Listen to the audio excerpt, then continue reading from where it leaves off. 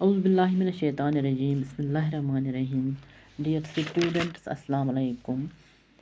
آج ہم کو غزل پڑھنی ہے فراق رخ پوری کی.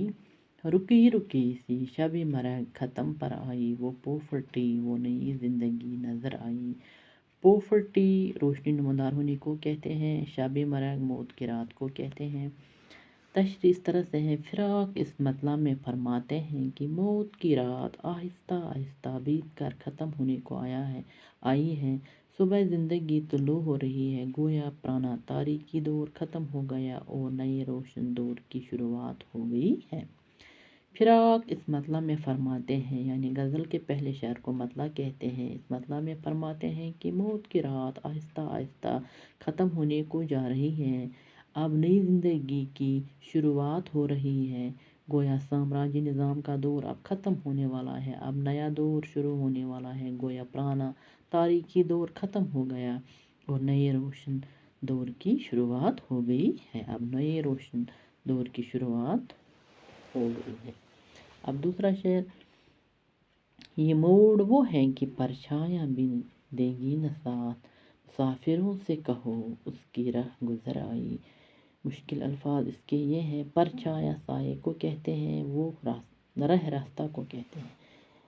تشریح، شاعر فرماتے ہیں کہ محبوب کے راستے میں اب وہ موڑ آ گیا، اب وہ مقام آ گیا جہاں عاشقوں کے سائے بھی ان کا ساتھ چھوڑ جاتے ہیں. جہاں پر جو عاشق ہوتے ہیں وہ بھی ان کا ساتھ چھوڑ جاتے ہیں، ساتھ نہیں دیتے ہیں. یعنی محبت کے راستے میں اب وہ کھٹن مقام آیا، اب وہ کھٹن مشکل کو کہتے ہیں، مشکل مقام آیا ہے کہ جہاں عاشقوں کے سائے بھی ان کا ساتھ نہیں دیتے، جہاں ان کو جو ان کے اپنے ہوتے ہیں وہ بھی ان کا ساتھ نہیں دیتے ہیں.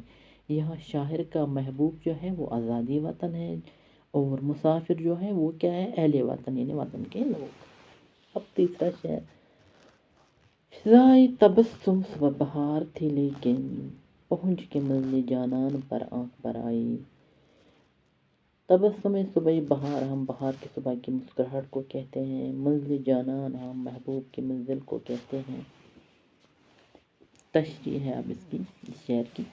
شاعر فرماتے ہیں کہ فضائے بہار کی صبح کی جیسی مسکراہٹ، یعنی بہار کی صبح کی مسکراہٹ اور رونق تھی، یعنی محبوب کی منزل کی طرف جانے والے راستے کا ماحول.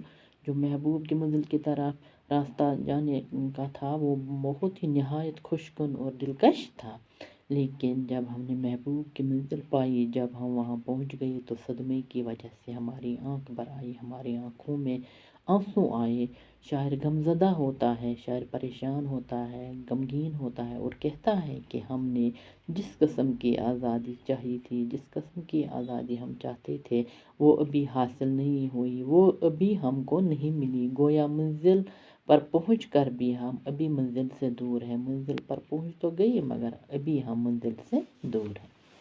اب ہے چوتھا شعر اس غزل کا، کسی کی بزم طرب میں حیات بنتی تھی، امیدواروں میں کل موت بھی نظر آئی. مشکل الفاظ اس کے اس طرح سے ہیں، بزم طرب ہم خوشی کی محفل کو کہتے ہیں.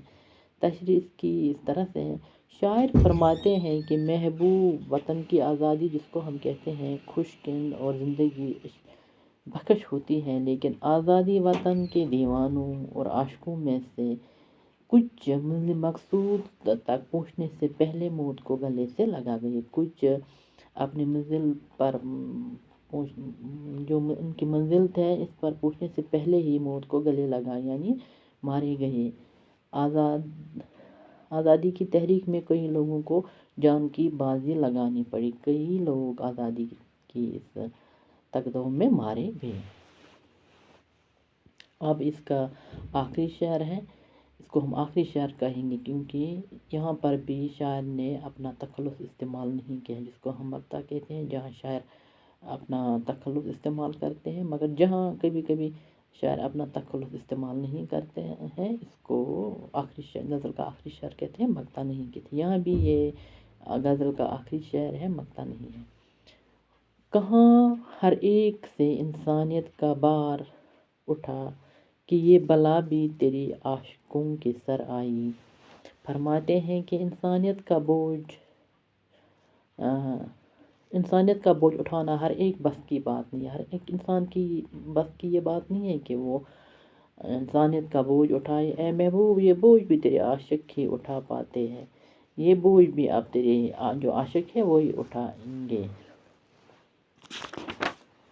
اور کہتے ہیں کہ یہ بلا بھی عاشقوں کے سر ہی آئی، یہ بلا بھی اب عاشقوں کے لیے ہے، یہ کام بھی ان کو ہی سپرد کیا گیا ہے۔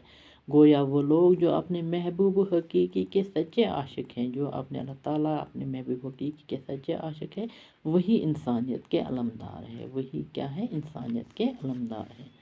باقی وسلم، شکریہ۔